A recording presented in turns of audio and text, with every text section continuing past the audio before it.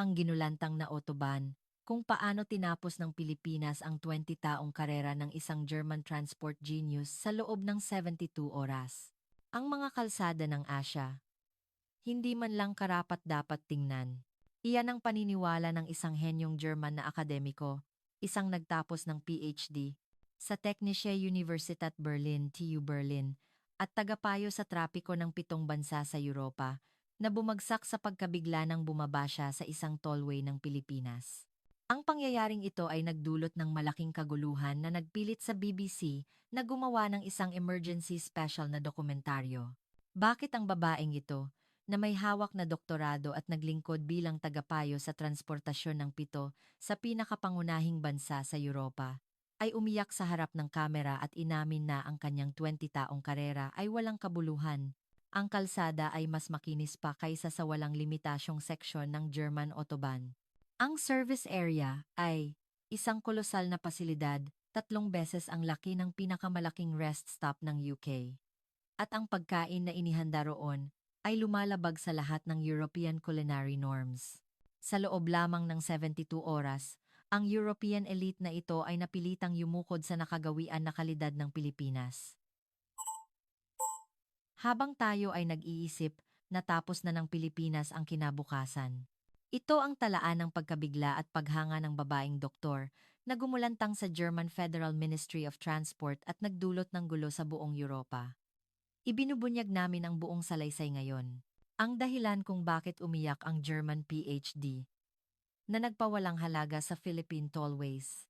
Isang Oxford-trained elite ngayon ay TU Berlin-trained ang bumagsak sa pagkabigla sa loob lamang ng 72 oras. Ang sitwasyong ito ay nagdulot ng malaking kaguluhan sa Europa, kaya gumawa ng emergency special ang BBC. Isang traffic engineering PhD na may 20 taong karera ang lumuha sa harap ng kamera. Ang babaeng ito, na dating consultant ng tollways ng 7 bansa sa Europa, ay umamin na ang lahat ng kanyang paniniwala ay gumuho pagkatapos lamang ng 3 araw sa Pilipinas. Ano ang nasaksihan ng elite na nagtapos ng TU Berlin sa loob lamang ng 2 oras mula sa airport patungo sa service area? Mas malinis na kalsada kaysa sa German Autobahn, service area na 3 beses ang lawak kaysa sa mga tollways ng UK, mga pagkaing luto kaagad na may kalidad ng isang French restaurant, at mas maraming electric vehicle, EV chargers, kaysa sa pinagsama-samang Europa. Bumalik siya sa London at nagdeklara sa harap ng mga ehekutibo, habang tayo ay nagpaplano lamang, natapos na ng Pilipinas ang kinabukasan. Ang talaan ng 72 oras na nagpabago sa European transport ibinunyag ngayon. Ang inyong like at subscribe ay malaking tulong sa paggawa ng video. Ang siyentista ng Autobahn. Magandang araw. Ako si Dr. Sabine Richter. Ako ay isang PD na gumagawa ng mga transport documentary para sa BBC at isa ring researcher na nagtapos ng Traffic Engineering PH sa Technische Universität Berlin, TU Berlin. Sa nakalipas na 10 taon, nag-aral at nagdokumento ako ng mga sistema ng tollway sa buong Europa. Ang mga seksyong walang limitasyon sa German Autobahn, ang eleganteng mga rest stop ng mga tollway ng France, ang tiyak na sistema ng mga tunnel ng Switzerland, lahat ng ito ay personal kong sinuri at ginawa ng dokumentaryo. Sa totoo lang, wala akong mataas na inaasahan para sa infrastruktura ng mga bansang Asyano. Oo, alam kong kahanga-hanga ang Shinkansen ng Japan at ang airport ng Singapore, ngunit ang infrastruktura ng kalsada ay iba. Ang Europa ay may daan-daang taong naipon na know-how sa urban planning at transport system. Ang Germany, lalo na, ay binuo ang isa sa pinakasistematikong network ng kalsada sa mundo mula noong panahon ng industrialisasyon. Ang pagpili ko sa Pilipinas ay para sa isang bagong proyekto ng BBC Headquarters. Sila ay gumagawa ng isang serye tungkol sa infrastruktura ng Asya at ako ang naatasan sa bahagi ng Pilipinas. Sa loob-loob ko, ako ay naiinis. Naisip ko, bakit pa ako pupunta sa Asya? Ang specialty ko ay ang sistema ng transportasyon ng Europa. Bago umalis, nakipag-briefing ako sa aking mga kasamahan sa opisina sa London. Isang kasamahan ang nagtanong, ano ang inaasahan mong makita sa Pilipinas? Tumawa ako at sumagot, siguro, Kukuha lang ako ng mga footage ng jeepney modernization o ng masikip na EDSA. Ang mga tollway ay halos pare-pareho lang. Nagtawanan silang lahat. Labis na kaming nasanay sa Eurocentric na pag-iisip. Ang pagdating at ang unang paglalakbay. Habang sakay ako ng eroplano mula sa Heathrow, nagdududa pa rin ako. Binasa ko ang mga file tungkol sa Pilipinas sa eroplano, ngunit karamihan ay tungkol sa resort at turismo. Walang gaanong impormasyon tungkol sa infrastruktura ng transportasyon. Ang iilang artikulo na nakita ko ay puro paglilista lang ng mga estadistika. Ipinikit ko ang aking laptop at naisip, siguro, makikita ko lang ang isang ordinaryong tollway ng isang ordinaryong lungsod sa Asia. Pagkatapos ng 11 oras na flight, dumating ako sa Clark International Airport, CRK. Malawak at moderno ang airport. Ngunit ito ay inaasahan ko. Ang mga hub airport sa Singapore o Dubai ay pareho rin. Kinuha ko ang aking bagahe at dumaan sa immigration, na mas mabilis kaysa sa inaasahan gumagana ng maayos ang automated system. Ngunit wala pa ring kakaiba. Nagpasya akong hindi muna sa Maynila, kundi sa Baguio muna ako didiretso. Naisip ko na kailangan kong dumaan sa isang long-haul section upang maranasan ng husto ang mga tollway ng Pilipinas. Nag-arkila ako ng sasakyan sa airport. Isang staff ang magiliw na nagpaliwanag sa akin sa English. Ang GPS ay maaaring iset sa English. Ang sasakyan, isang Toyota Vios, ay malinis at nasa magandang kondisyon. Nag-input ako ng Baguio sa GPS at ang ruta ay lumabas, dadaan sa North Luzon Expressway, NLEX, Subic-Clark Tarlac Expressway, Tarlac Pangasinan La Union Expressway, TPLE. Tinatayang aabuti ng mga 4 na oras at kalahati. Inayos ko ang kamera sa passenger seat at umalis. Nakaugalian ko na bilang documentary maker na laging bukas ang kamera. Lumabas ako sa airport at dumiretso sa ramp ng tollway. Ang mga karatula ay nakasulat sa Tagalog at English, kaya madali lang hanapin ang daan. Nang pumasok ako sa toll plaza, nakita ko ang isang kakaibang sistema, ang RFID, Easy Trip System. Isang sistema na automatikong nagre-recognize ng sasakyan at nagkakalkula ng bayad. Dumaan ako ng hindi nagpapabagal. Sa Germany o UK, kailangan mong huminto o gumamit ng iba't ibang lane. Opisyal akong pumasok sa tollway. NLE. Bandang alas 2 ng hapon. At sa sandaling iyon, nagsimulang magbago ang aking mga inaasahan. Ang daan na mas makinis kaysa autobahn. Ang kalidad ng aspalto ay talagang kahanga-hanga. Ito ay mas makinis kaysa sa M1 motorway ng UK o kahit sa ilang seksyon ng German Autobahn.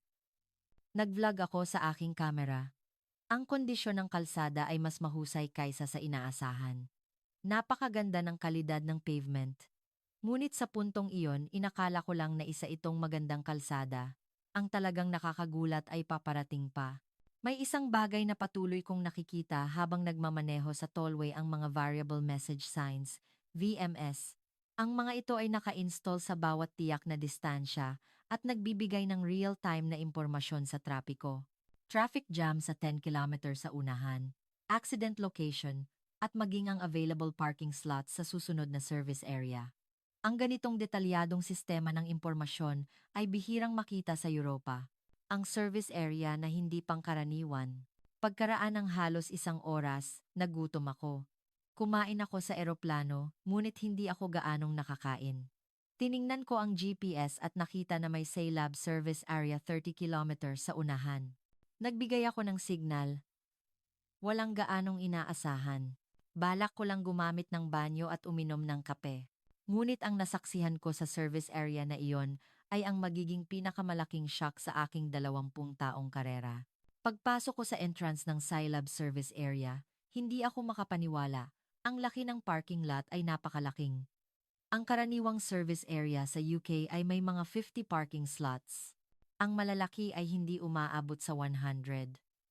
Dito, madali itong umabot sa 300. Mas nakakagulat pa ang malaking istruktura na tumatakip sa buong parking lot, mga solar panel. Isang napakalaking solar power facility ang naka-install na sumasakop sa buong parking lot. Bumaba ako sa sasakyan, dala ang aking kamera. Instinct ko na kailangan ko itong kunan. Habang naglalakad sa ilalim ng mga solar panel, tumingin ako sa paligid. Sa UK, 5 taon nang pinag-uusapan ang pag-install ng mga solar panel sa mga service area. Ngunit hindi pa rin ito natutupad dahil sa issue sa budget, maintenance, at technical na problema. Sa isang gilid ng parking lot, may linya ng mga charging station para sa electric vehicle EV. Binilang ko ang mga ito mayroong 19. Ang mga service area sa UK ay may 4 hanggang 5 EV chargers lang at iyon ay sa malalaking SA na. Ngunit ito ay may 19 at karamihan ay fast chargers. Binasa ko ang sign sa tabi ng charger. Nakasulat sa Tagalog at English, maximum 350 kilowatts, full charge in 20 minutes. Gulat akong nagsalita sa camera. Ito ang parehong spec ng pinakabagong charger sa Europa. Hindi ko alam na ganito na pala kaabante ang Pilipinas sa EV infrastructure. Ang pilosopiya ng serbisyo publiko. Nilampasan ko ang parking lot at nagtungo sa entrance ng gusali. Sa tabi ng entrance, may floor plan. Muli akong nagulat. Ang service area na ito ay may mini-mart, food court, bake shop, cafe, at pati na rin kids play area, prayer room, silid-dasalan, napping, restroom, pahingahan, at shower room. Ang mga service area sa UK ay karaniwang may banyo, gas station, at isang maliit na tindahan. Ang malalaki ay may isa pang mini-mart. Pumasok ako sa loob. Mataas ang kisame at malawak ang central hall. Dinisenyo ito para pumasok ang natural light at komportable ang temperatura sa loob. Sa isang gilid, may information counter na may nakatayong concierge. Lumapit ako at nagtanong sa English. "Excuse me, maaari po ba akong magtanong tungkol sa service area na ito?" Ang isang bata at magiliw na babaeng staff ay ngumiti at sumagot, "Oo naman, ano po ang maitutulong ko?" Tinanong ko muna ang pinaka-interesado ako. Saan ginagamit ang kuryente na ginagawa ng mga solar panel? Ipinaliwanag ng staff. Ang ilan ay ginagamit para sa operasyon ng service area at ang natitira ay para sa EV charging. Ang sobra ay ibinebenta sa power company. Nagtanong ulit ako, nabalitaan ko na may shower room dito. Tumango ang staff. Opo, ito ay para sa mga long-haul truck drivers. Maaari nila itong gamitin ng libre. Gulat akong nagtanong, libre? Opo, ito ay isang public service na pinamamahalaan ng Philtollways Corporation, PTC. Sa UK, ang mga truck driver ay kailangang maghanap ng hiwalay na truck stop at magbayad para maligo. Ngunit sa Pilipinas, inaalok ito ng libre sa service area ng tollway. Napagtanto ko na hindi lang ito tungkol sa pasilidad. Ang pilolopiya sa pagtrato sa driver ay iba. Ang banyo at ang kalidad ng pagkain. Pumunta ako sa banyo. Sa entrance, may monitor na nagpapakita ng real-time na dami ng tao, kasama na ang bilang ng mga cubicle na available. Pagpasok ko, napakalinaw. Hindi ito maihahambing sa banyo ng mga tollway sa UK. May hand soap at sanitizer sa bawat sink, at sapat ang toilet paper. Sa dingding, may cleaning checklist. Nakasaad na i-inspeksyonin at lilinisin ito bawat 30 minuto. Tiningnan ko ang sheet at nakita na may checkmarks bawat 30 minuto para sa petsa ngayon. Nag-vlog ako sa camera. Ang management level na ito ay katulad ng isang 5-star hotel. Hindi ako makapaniwala na posible ito sa isang service area ng tollway. Lumabas ako sa banyo at nagtungo sa food court. At doon muli akong nagulat. Ang dami ng mga kainan. Filipino, Chinese, Western, maraming uri ng kainan. Ang mga service area sa UK ay karaniwang may isang burger chain o sandwich shop lang. Tiningnan ko ang menu ng bawat kainan. Ang nakakagulat ay ang presyo. Isang pares Filipino beef stew meal ay port 50 pesos katumbas ng 70 and 8 pounds, euros. Ang pagkain sa service area sa UK ay umaabot sa hindi bababa sa 10 pounds at kadalasan ay hindi maganda ang kalidad. Ngunit dito, makatwiran ang presyo at base sa mga larawan, mukhang authentic ang pagkain. Pumasok ako sa isang kainan at umorder. Agad na nagsimula ang pagluluto ng ipasa ng staff, ang order sa kitchen. Bukas ang kitchen, kaya nakita ko ang proseso, gumagamit sila ng fresh ingredients at niluluto ito kaagad. Karamihan sa mga service area sa Europa ay naghahain ng mga pagkaing pre-cooked na lang at ininit. Ngunit hindi rito. Pagkatapos ng mga 10 minuto, lumabas ang mainit na pares meal. May kasama itong kanin.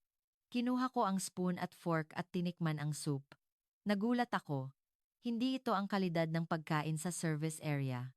Ito ay eksaktong kapareho ng lasa sa isang totoong restaurant sa labas. Malalim ang lasa ng soup at malambot ang karne. Ang side dish ay malinis at masarap din. Kinuha ko ang kamera, kinuna ng pagkain, at nagsalita. Hindi ako makapaniwala. Ang presyo ay kalahati lang ng sa London, ngunit mas masarap pa ang lasa. Ang sistema ay ang kaibahan. Pagkatapos kumain, lumipat ako sa cafe. Nag-order ako ng Amerikano at umupo sa tabi ng bintana. Nakita ko ang tollway sa labas at ang mga sasakyang dumarating. Kinuha ko ang aking laptop at nagsimulang magtala. Scilab Service Area. Mga obserbasyon. Laki ng parking, 300 plus stalls, 3x ng average ng UK. Solar panel installation. Gumagawa ng sariling kuryente. EV chargers, 19 units, 4x ng average ng UK.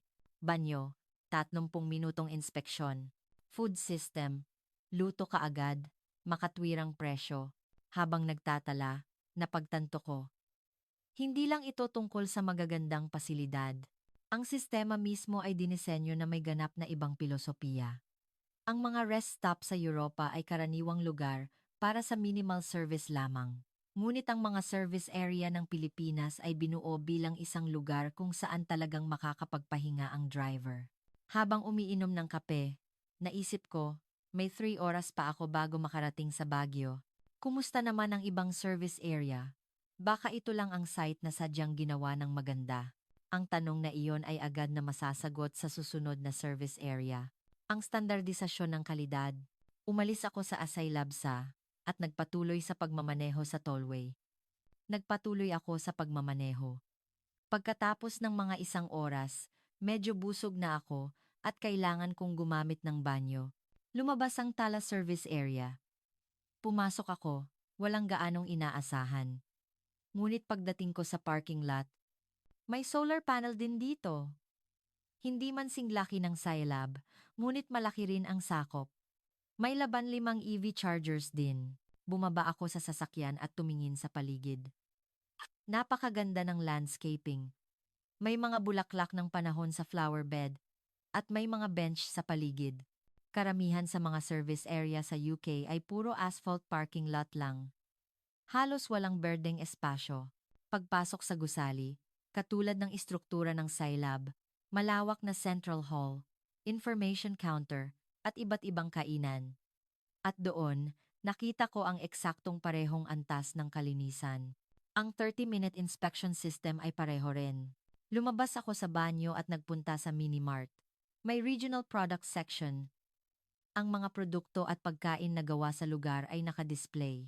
Tinanong ko ang staff ng tindahan, saan nanggagaling ang mga produktong ito? Sumagot ang staff. Karamihan ay direktang galing sa mga magsasaka sa rehiyong ito. Ang service area ay konektado sa lokal na ekonomiya. Bumili ako ng ilang local delicacy. Gusto kong tikman ang lasa, ngunit mas mahalaga na maintindihan ang sistema. Ang mga service area ng Pilipinas ay hindi lang simpleng rest stop. Nagsisilbi rin itong economic hub ng rehiyon. Umalis ako sa Tala at nagpatuloy sa kanluran. Pagkatapos ng 1.5 oras, huminto ako sa Sinag Service Area, malapit sa Tarlac. Nagdesisyon akong mag-imbestiga ng husto. Dala ang aking kamera at notebook, sistematiko kong tiningnan ang pasilidad. Nagsimula ako sa parking lot. Binilang ko ang parking space, mga 180 stalls. May malinaw na paghihiwalay sa general vehicles, large vehicles, at PWD area. May 18 EV chargers. At may solar panel din dito. Pumasok sa loob. Detalyado kong sinuri ang food court.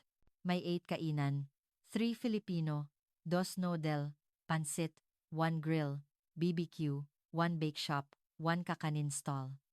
Sinuri ko ang presyo na nasa pagitan ng P350 hanggang P600 FAR. Pumasok ako sa isang kainan at kinausap ang staff. Gaano ka nakatagal nagtatrabaho dito? 3 taon na po. Paano ninyo inihahanda ang pagkain? Inihahatid po ang fresh ingredients tuwing umaga. Niluluto po namin agad kapag may order. Halos wala po kaming pre-cooked. Nagulat ako. Ginagamit ng mga service area sa UK ang pre-cooked food para sa efficiency, ngunit ang Pilipinas ay nagpupumilit sa freshly cooked para sa kalidad. Tinanong ko ulit ang staff, ganito po ba ang operasyon ng lahat ng service area sa Pilipinas? Tumango ang staff. Opo, halos pare-pareho po. Mahigpit po ang Philtollways Corporation PTC sa quality standards. Nagtala ako, ang core ng Philippine SA system, standardisadong mataas na kalidad. Ito ay isang napakahalagang pagtuklas. Hindi lang isa o dalawang site ang maganda, kundi ang buong sistema ay pinapanatili sa mataas na antas.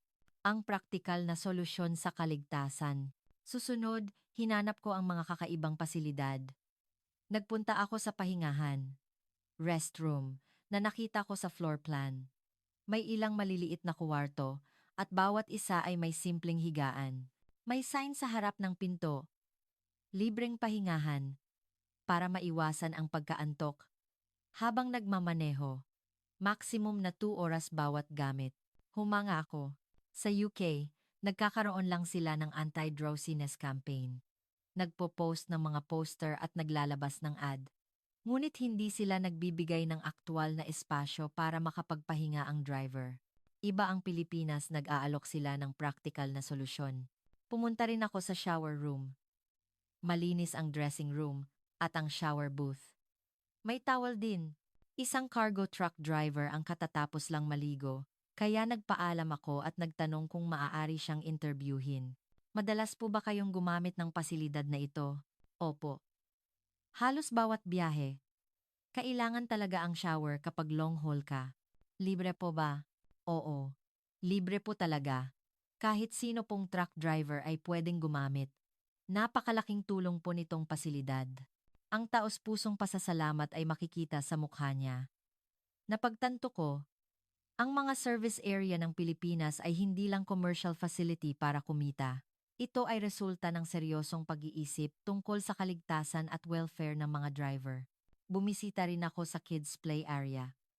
Ito ay isang simpleng playground, ngunit maayos na ginawa para makalaro ng ligtas ang mga bata. May isang batang pamilya roon, kaya nagtanong ulit ako. Nakakatulong po ba ang pasilidad na ito? Malaking tulong po. Naiinip ang anak ko sa long drive, kaya kapag naglaro siya rito, gumaganda ang mood niya at nakakapagpahinga rin kami. Nagtanong pabalik ang mag-asawa. Wala po bang ganito sa ibang bansa? Malungkot akong ngumiti. Opo, wala po sa UK. Sa totoo lang, halos walang service area sa Europa na may ganitong pasilidad. Nagulat ang mag-asawa. Talaga po? Akala namin. Normal lang ito. Ang salitang iyon ang lalo pang nagpabigla sa akin. Akala ng mga Pilipino, normal lang ito. Hindi nila alam kung gaano kahanga-hanga ang sistema na mayroon sila, ang sistema ng kinabukasan. Habang umaalis sa sinag, kumbinsido na ako, hindi ito aksidente. Ang mga service area ng Pilipinas ay isang sistema na sistematikong dinisenyo at pinamamahalaan. At ang antas nito ay mas abante kaysa sa anumang bansa sa Europa. Habang nagmamaneho, nagsalita ako sa kamera, bumisita ako sa 3 service area, at natuklasan ko ang isang kamangha-manghang katotohanan. Ito ay ang standard, hindi ang exception. Pinapanatili ng Pilipinas ang service area sa buong bansa sa ganitong antas. Ito ay talagang isang kahangahangang bagay. May 1.5 oras pa bago makarating sa Baguio. Ngunit sapat na ang nakita ko. Hindi, kulang pa ang salitang sapat. Nabuo na sa isip ko ang sequence ng dokumentaryo. Ngunit ang tunay na shock ay paparating pa. Sa interview kay Ricardo Cruz ng Philtollways Corporation, PTC, kinabukasan, malalaman ko ang tunay na sekreto ng sistemang ito. Ang interview sa Philtollways Corporation, PTC, dumating ako sa Baguio bandang alas 7 ng gabi. Inayos ko ang aking mga gamit sa hotel at binuksan ang laptop. Napagtanto ko na napakaraming footage ang kailangan kong suriin at ayusin. Ngunit ang excitement ko ay mas nangingibabaw kaysa sa pagod. Pakiramdam ko, may natuklasan akong talagang kakaiba. Maaga akong nagpunta sa opisina ng PTC kinabukasan. Nag-request ako ng interview ng mas maaga. Nang ipakilala ko ang sarili ko bilang BBC documentary maker, malugod nila akong tinanggap. Ang sumalubong sa akin ay si Ricardo Cruz, ang department head ng Service Area Operations. Kinuha ko ang aking mga tanong. Ngunit ang unang tanong pa lang ay lumihis na sa aking inaasahan. Ginoo, ilang service area po ang mayroon ang Pilipinas? Sumagot si Cruz. Ang PTC at ang mga kasosyo nito ay nagpapatakbo ng mga 400 service area at parking area sa buong bansa. Gulat akong nagtanong. Lahat po ba ng iyon ay nasa parehong antas na nakita ko kahapon? Tumango si Cruz, opo. Pinamamahalaan namin ang lahat ng rest facility sa buong bansa sa iisang pamantayan. Ang mga standard sa pasilidad, kalinisan, at serbisyo ay lahat standardisado. Ito ay talagang nakakagulat. Ang UK ay may mga 100 service area, ngunit iba-iba ang operator, at iba-iba ang kalidad. Ngunit pinamamahalaan ng Pilipinas ang buong sistema sa iisang pamantayan. Ang susunod kong tanong, totoo po ba ang 30-minute toilet inspection? Tumawa si Cruz. Opo, totoo po. Ang kalinisan ang aming pangunahing prioridad. May nakatalagang cleaning staff sa bawat area na gumagawa ng checklist bawat 30 minuto. Naisip ko, malaki ang gastos para mapanatili ang ganoong sistema. Nagsimulang magpaliwanag si Cruz. Ang service area ay hindi lang isang profit-making business. Ito ay bahagi ng serbisyo publiko. Siyempre, mahalaga ang kita, ngunit mas mahalaga ang kaligtasan at kaginhawahan ng driver. Nagpatuloy siya, halimbawa, ang shower room at restroom ay hindi direktang kumikita. Kapag bumaba ang aksidente, bumababa ang social cost. Tumango ako. Ito ang core philosophy na kaibahan. Ang mga rest stop sa Europa ay pinapatakbo ng mga private company para kumita. Ngunit ang sistema ng Pilipinas ay isinasama ang publikong serbisyo at profitability. Tinanong ko rin ang tungkol sa EV charging infrastructure. Malaking investment ang paglalagay ng 15 charger sa bawat service area. Ipinaliwanag ni Cruz, ang layunin namin ay magdagdag ng charger sa lahat ng pangunahing service area sa 2030. Ngayon, tapos na ang instalasyon sa karamihan ng pangunahing lokasyon. Gulat akong nagtanong, iyon po ba ay policy ng gobyerno? Opo. Ito ay bahagi ng National Carbon Neutrality Program. Ang charging infrastructure ay mahalaga para sa paglaganap ng EV. Ang mga service area ng tollway ang pinaka-epektibong charging hub. Ang UK ay nagpaplano ring palakihin ang EV charging infrastructure. Ngunit nasa planning stage pa rin. Maraming problema sa budget, lokasyon, at power supply, ngunit ginawa na ito ng Pilipinas. Ito ay reality, hindi plan. Tinanong ko rin ang tungkol sa mga solar panel. Mayroon po ba sa lahat ng service area? Sumagot si Cruz. Meron po sa karamihan ng pangunahing lokasyon. Gumagawa kami ng kuryente na kayang gamitin ng daan-daang household. Ang sobrang kuryente ay ibinebenta na nagdudulot din ng kita. Humanga ako. Isang sistema na nag-iisip sa kalikasan at kumikita rin. Ang pinagdebatihan lang ng Europa sa loob ng 5 taon ay isinakatuparan na ng Pilipinas. Ang Regional Food Showdown. Tinanong ko rin ang tungkol sa food quality management. Nabalitaan ko na freshly cooked po ang bawat kainan. Paano ninyo pinamamahalaan ang kalidad? Ipinaliwanag ni Cruz, nagsasagawa kami ng regular na hygiene check. Ang mga food expert ay sumasali bilang evaluation committee. Kung mababa ang standard, maaari naming i-terminate ang contract. Kinuha niya ang kanyang telepono at nagpakita ng mga larawan. Nagsasagawa kami ng taunang new menu contest, ang Regional Food Showdown. Pinipili namin ang signature dish ng service area. Sinusuri namin ang lasa, paggamit ng local product, at customer feedback. Tiningnan ko ang mga menu sa larawan. Pansit batil patong, vegan longganisa set, adobo flakes meal. Lahat ay menu na may regional flavor. Hindi lang ito simpleng pagkain sa service area. Ito ay isang food culture na konektado sa lokal na kultura. Nagpakita rin si G-Cruise ng isa pang data, regional product sales status. Ang bawat service area ay nagbebenta ng mga produkto at pagkain na gawa sa rehiyon. Malaking tulong ito sa mga local farmer. Ang service area ay nagiging stable market nila. Nagpatuloy ako sa pagtatala. Mga katangian ng Philippine SA system, balanse ng publikong serbisyo at profitability, standardisadong kalidad management, koneksyon sa lokal na ekonomiya, aktibong paggamit ng environmental technology. Pagtapos ng interview, tinanong ko ang huling tanong. Gaano po katagal binuo ang ganitong sistema? Nag-isip ng kaunti si G. Cruz at sumagot. Ang seryosong pagpapabuti ay nagsimula noong 2000s. Nagsimula sa Toilet Improvement Project. Patuloy itong umuunlad. Higit sa 20 taon. Hindi ito ginawa sa isang araw. Resulta ito ng tuloy-tuloy na investment at pagpapabuti. Naisip ko ang Germany, UK. Ano ang ginawa namin sa loob ng 20 taon? Nag-debate lang kami. Nagplano lang. At nagwaldas lang ng budget. Nakipagkamay ako kay G. Cruz at nagpasalamat. Marami po akong natutunan. Babalik ako at ipakikilala ko ang sistemang ito sa Europa. Ngumiti si G. Cruz. Masaya kami kung nakatulong. Bumalik po kayo anumang oras. Paglabas ko ng opisina, naisip ko. Hindi lang ito tungkol sa infrastruktura. Ito ay ang kaibahan sa pilosopiya ng social system. Ang Pilipinas ay nag-invest sa long-term para sa pangkalahatang kapakanan. Ang Europa ay nag-iisip lang ng short-term profit. Iyon ang nagdulot ng ganitong resulta.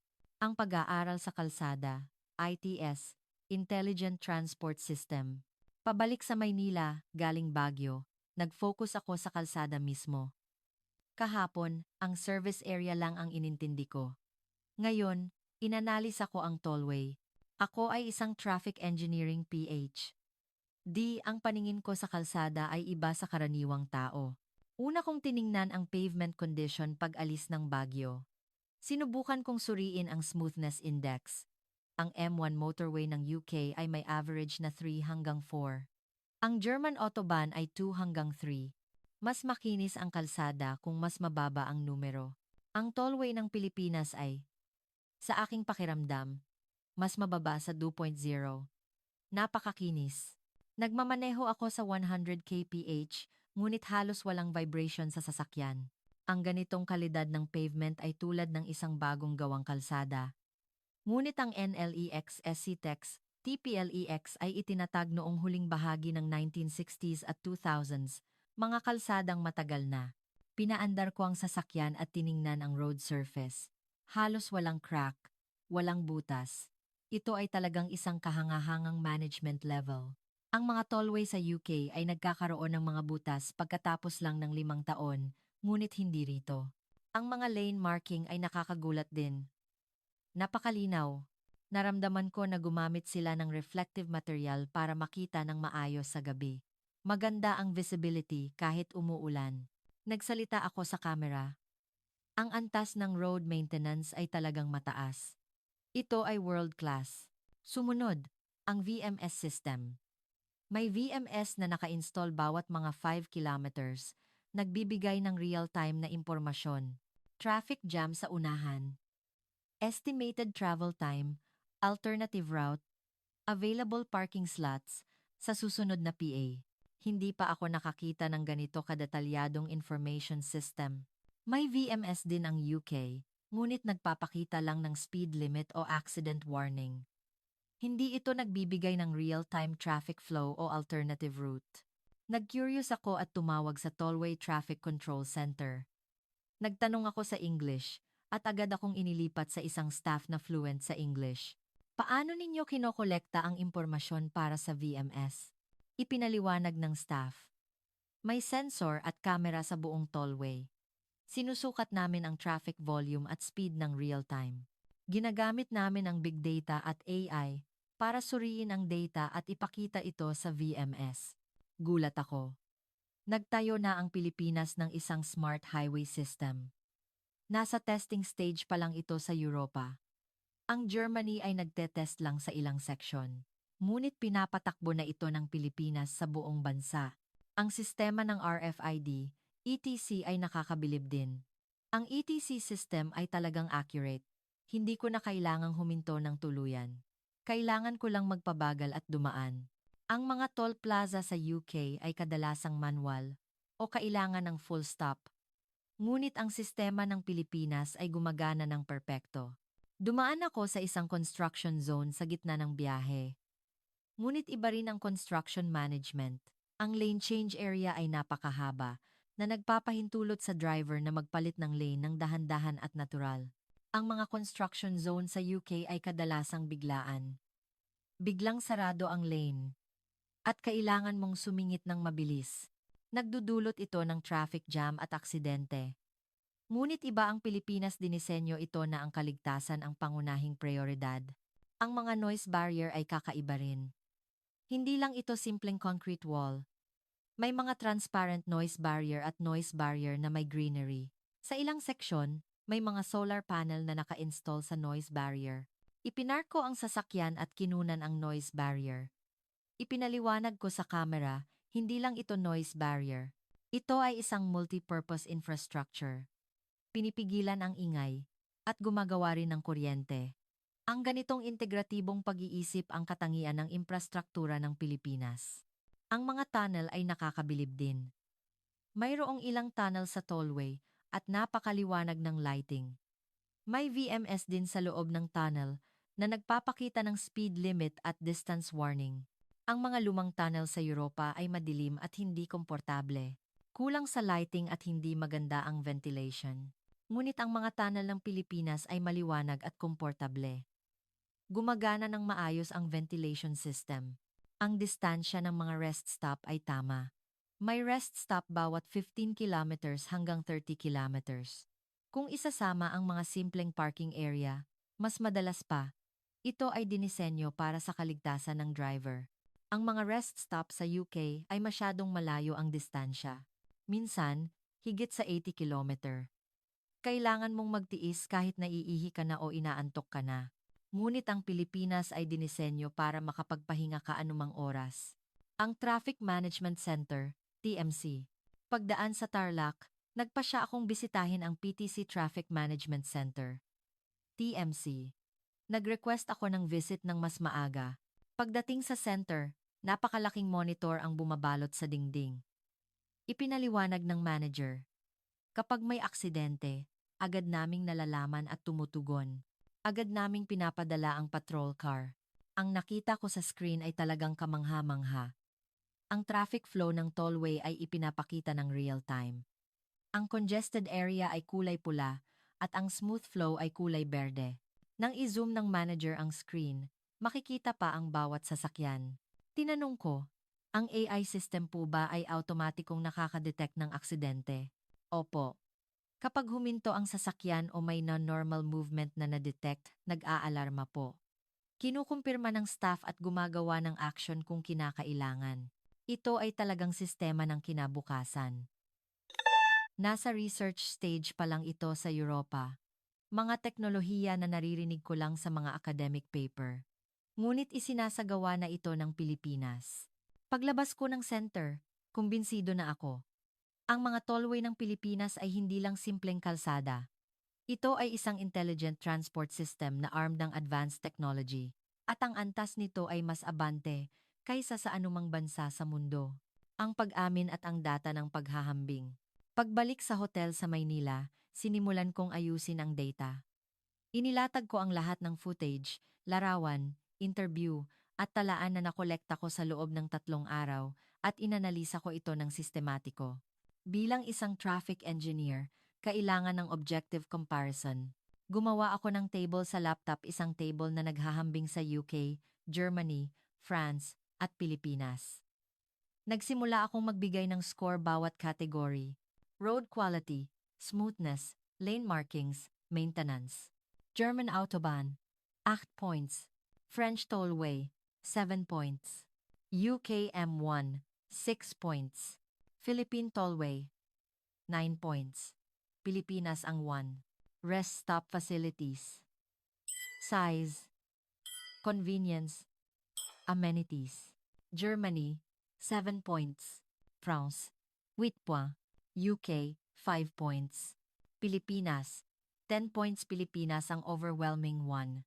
EV infrastructure, charger density, speed, usability. Germany, 7 points. France, 6 points. UK, 5 points. Pilipinas, 9 points. Pilipinas ang 1 ulit. Information system, VMS density. Information level, real time. Germany, 8 points. Va, 6 points. UK, 5 points. Pilipinas, 10 points. Pilipinas ang overwhelming 10-1. Food quality, freshness, menu, variety, price. Germany, 6 points. Focus sa sausage. France, 8 points. Mataas ang variety. UK, war points. Mababa ang kalidad. Pilipinas, 9 points. Pilipinas, ang 1. Nang matapos ko ang table, naging malinaw ito. Ang Pilipinas ay mas mataas kaysa sa Europa sa halos lahat ng kategory. Ang objective data ay nagkumpirma ng aking pakiramdam. Ngunit gusto ko pang mas malalim. Bakit naging ganito kaabante ang Pilipinas? Hindi lang ito tungkol sa paggastos ng maraming pera. Dapat may kaibahan sa pilosopiya. Hinanap ko ang report ng German Federal Ministry of Transport, BMWI. May plan para sa pagpapabuti ng autobahn. Installation ng EV charger sa 50 rest stops sa 2030. Modernization ng banyo sa 2035. Malaki ang plan, ngunit mabagal ang execution. Hinanap ko rin ang data ng Pilipinas. Target ng PTC na tapusin ang charger installation sa karamihan ng service area sa 2025. Inilipat sa 2030 sa lokal na bersyon. Accomplished na ang karamihan. Ito ay achievement, hindi plan. Ano ang kaibahan? Naisip ko. At napagtanto ko, ang Europa ay umaasa sa private sector. Nag-invest lang sila kung saan may profitability. Ngunit ang Pilipinas ay ang gobyerno, PTC ang may pananagutan. Nag-invest sila ng pantay-pantay sa buong bansa, kahit walang profitability. Mayroon ding ibang kaibahan. Ang Europa ay ayaw mag-ayos ng existing facility. Malaki ang gastos. Ngunit ang Pilipinas ay patuloy na nagpapabuti. Ang mga service area na ginawa 20 taon na ang nakalipas ay patuloy na remodel. Ang aking deklarasyon. Pumunta ako sa BBC headquarters sa London. Kailangan kong presentation sa harap ng editor-in-chief at mga producer. Pumasok ako sa conference room, dala ang aking laptop at camera. Tinanong ng editor-in-chief, "Kumusta ang Pilipinas? Nakita mo ba ang inaasahan mo?" Huminga ako ng malalim at sumagot, "Mas higit pa sa inaasahan." Ipakikita ko sa inyo ngayon. Inilipat ko ang footage sa screen. Nagsimula ako sa solar panel sa parking lot ng Silabsa at ipinakita ko ang 19 EV charger, ang 30 minutong toilet check, ang freshly cooked na pares, ang kids play area, at ang shower room. Tahimik ang conference room. Lahat ay nakafocus sa screen. Nagpatuloy ako sa pagpapaliwanag, hindi ito isang espesyal na service area. Ito ang standard sa Pilipinas. Ang lahat ng service area sa buong bansa ay nasa antas na ito. Isang producer ang nagtaas ng kamay. Talaga? Lahat ng service area? Opo. Personal akong bumisita sa 3 site at nag-interview sa PTC. Ang buong bansa ay pinamamahalaan sa iisang pamantayan. Ipinakita ko ang comparison table UK vs Pilipinas. Ang Pilipinas ay mas mataas sa lahat ng category. Sabi ng editor-in-chief, ito ay talagang nakakagulat. Tila masyado nating minamaliit ang Pilipinas. Tumango ako. Ganoon din ako. Wala akong inaasahan. Bago ako pumunta. Ngunit nang makita ko ito, napagtanto ko, ang Pilipinas ay isang bansang dapat nating matutunan. May isa pang producer na nagtanong, "Kumusta ang gastos? Hindi ba mas marami ang ginagastos ng Pilipinas kaysa sa atin?" Ipinakita ko ang data. Tingnan ninyo. Ang gastos sa investment bawat service area ay hindi malaki ang kaibahan sa UK, ngunit ang resulta ay ganap na iba. Tinanong ng editor-in-chief. Kung gayon, ano ang kaibahan? Ibinigay ko ang inihanda kong sagot. 3. Una, pilosopiya. Inuuna ng Pilipinas ang serbisyo publiko, tayo ay inuuna ang kita. Ikalawa, pagpaplano. Ang Pilipinas ay nag-invest ng long-term, tayo ay naghahanap ng short-term result. Ikatlo, execution. Mabilis kumilos ang Pilipinas. Tayo ay matagal mag-isip. Tumahimik ang conference room. Ang aking mga salita ay tumama sa kanila. Sabi ng editor-in-chief, gawin natin itong isang special feature, isang oras na dokumentaryo. Ang pamagat ay ang kinabukasan ng kalsada, ang Europa, may matututunan mula sa Pilipinas. Masaya ako. Tinanggap ang aking mungkahi. Ang tugon ng Europa. Pagkatapos ng screening, nagkaroon ng aplos. Sabi ng isang ehekutibo, talagang isang magandang work. Nagbibigay ito ng maraming pag-iisip. Sabi ng isang opisyal ng German Transport Ministry, napagtanto namin na marami kaming kailangang ayusin. Pagkaraan ng 2 linggo ng documentary broadcast, nakatanggap ako ng tawag mula sa German Federal Ministry of Transport and Digital Infrastructure, BMVI. Gusto akong personal na makilala ng ministro. Nagpunta ako sa gusali ng ministry sa Berlin. Pumasok ako sa opisina ng ministro at may ilang matataas na opisyal na nakaupo. Sabi ng ministro, Dr. Richter, lubos kaming humanga sa inyong dokumentaryo. Napagtanto namin na kailangan namin ng pagbabago. Matutulungan mo ba kami? Masaya akong pumayag. Opo, syempre. I-share ko ang aking natutunan. Mula noon, naging di-opisyal na tagapayo ako ng German Transport Ministry. Sinimulan kong pag-aralan kung paano ipapakilala ang sistema ng Pilipinas sa Germany. Ang una kong task ay ang EV charging infrastructure. Ang Germany ay nagpaplano. Ipinakita ko ang halimbawa ng Pilipinas. Kailangan nating mag-focus investment sa Autobahn rest stop. Kailangang mag-install ng hindi bababa sa 10 charger bawat site at tapusin ito sa loob ng 5 taon. Ang mga opisyal ng ministry ay tumango. Ngunit hindi madali ang reality. Ang issue sa budget ang pinakamalaki. Ang karamihan ng rest stop ay private-owned at hindi sila maaaring pilitin. Iminungkahi ko ang paraan ng Pilipinas. Ang isang public sector entity tulad ng PTC ang dapat mamuno.